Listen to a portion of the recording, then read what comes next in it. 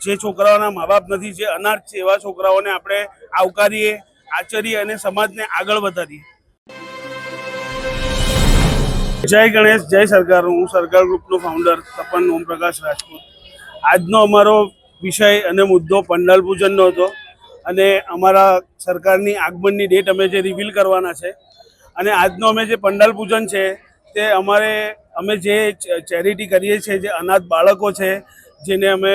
Transportation શિક્ષા માટે provide કરીએ છીએ, એવા બાળકોના હસ્તકે અમે અમારું પંડાલ પૂજન કરાયું છે અને અમે એ પંડાલ પૂજન જે બાળકોના હાથે કરાયું છે, જે છોકરાઓ અનાથ છે, જેના મા બાપ નથી, એવા છોકરાઓ હસ્તક અમે પંડાલ પૂજન કરાવીને સમાજને એક એટલો જ મેસેજ આપવા માંગીએ છીએ કે સમાજમાં દરેક વ્યક્તિમાં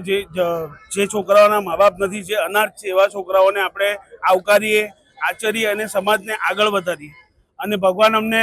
આ જેના હસ્તક અમે પંડાલ પૂજન કરાયું છે એના માટે ભગવાન અમને આશીર્વાદ અને શક્તિ પ્રદાન કરે અને અમારો આવનારો જે અવસર અને ગણેશ ચતુર્થીનો જે તહેવાર છે તે પૂરેપૂરી રીતે ભવ્ય અને સાકાર રીતે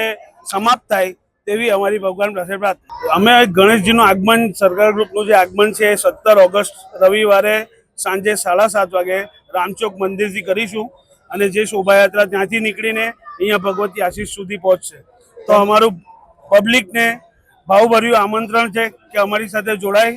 અને સુરતની પબ્લિકને અમારો આવકારો છે કે અમને અમારી સાથે જોડાય, અમને આશીર્વાદ આપે એવી અમારી અપેક્ષા।